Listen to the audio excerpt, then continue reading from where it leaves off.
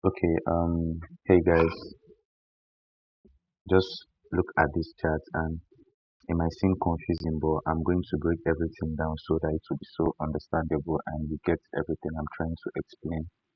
So actually, the previous video that I uploaded, I just talked about the setup that I use. Now I'm just going to explain the things that you can do wrong, you understand, and how to avoid, bad trades or being trapped in the market. So I forgot to mention in the previous video I do top-down analysis, so I don't just go up on the market and mark up, chart and look for patterns. I start from my higher time frame from monthly, weekly, daily, 4 hours, 1 hour, 30 minutes, sometimes 15 minutes. So I don't just come up on the chart and mark up patterns.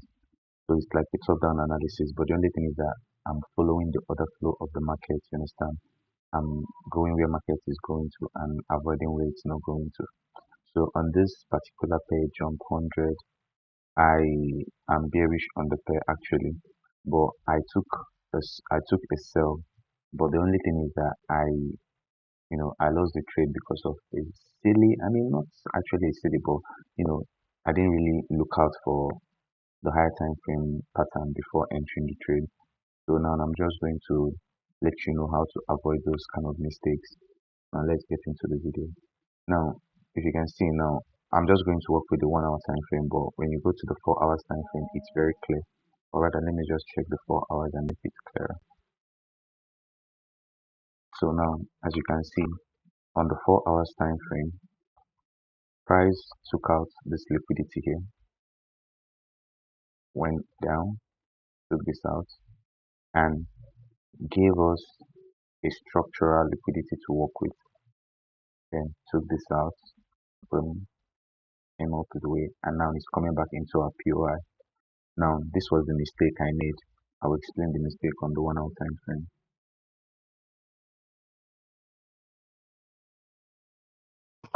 The mistake. Okay, the mistake I made was, remember this box is still part of the 4 hours time frame. Now, I now saw a setup on the 1 hour time frame, which is this, expecting that price will respect this 1 hour time frame setup, but I was mistaken. So this was where my initial entry was. I had my entry here. This was where my entry was, somewhere here, and my stop loss was just here. So I was expecting price to get to this zone, but now, as you can see, price didn't even respect that zone at all. Price just came all the way, took me out, we tested, and now started respecting the 4 hours zone. So are you getting what I'm saying now? So what I'm just trying to say in essence is, when you mark out your zone, make sure that the very key important thing to just note in all of this is the leg that took out liquidity should be broken. Then the highest point before that leg was broken should be your structural liquidity and your POI, that's your point of interest. I'll go again.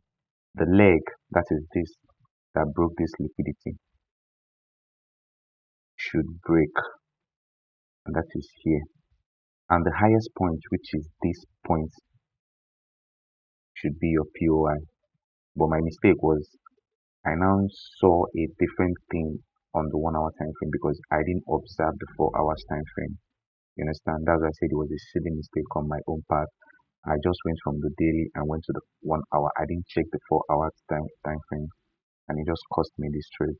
So what I was supposed to do was, when I saw that this zone had not been broken, I shouldn't have entered this trade here. So what I should have done, I should have gone on the 4 hours time frame and look for entry in this leg from this zone, from here, this blue box down to this place. Inside this blue box should have been my POI. I should have been looking for trade inside this box and not down here. So I don't know if I'm getting this clear. You just have to watch this video so you have to understand what I'm saying. So this is not a valid setup, this particular one. Just because it formed within the 4 hour box time frame, setup doesn't validate it. You just have to stick with the higher time frame. You understand? So that was the mistake I made, and I think I have another pair where I made this similar mistake, but I was very quick to, get it on time and correct it and now enter the trade. But this jump 100 took me unawares. But I think it was crash 1000. But I noticed it on time before price got to my limit. I'll still share the video of that one. So this should have been my entry anywhere within this box. For those that do, you know, demand and supply, you have, okay, I don't think I have that set up here. The two here. But if you trade demand and supply, the 50% of this box should have been your entry. You just max it here depending on your risk to reward or what you're risking, your risk appetite. Leave your trade, your stop loss here, and you go all the way down to the zone. So you see, price tapped into the 4-hour time frame POV, and it's now selling after it took me out. So you see, these are the kind of mistakes you should avoid. So always stick to the 4 hours time frame, or just always stick to the high time frame analysis.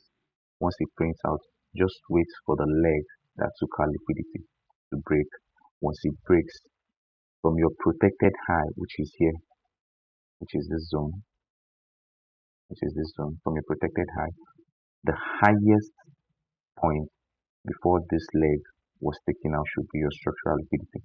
Not this one, not this one, but this one, the highest point. And that from there up to the protected high, that's where you should start looking for your, trades. So inversely, you can work both for sell and for buy, but you just have to, just the way this thing is now, just imagine it being flipped as a buy trade. You just do the same. So it's just like that, rinse and repeat and look for a trade. But like I said earlier, I don't just enter the market and start looking for this pattern. I go from my monthly, weekly, daily, 4 hours, 1 hour, 15 minutes, 30 minutes, 5 minutes, depending on what I'm looking for in the market. You understand?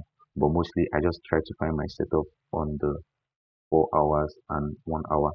So if I'm going down to the 5 minutes, I'm not confused with the ups and down happening on the lower time frame.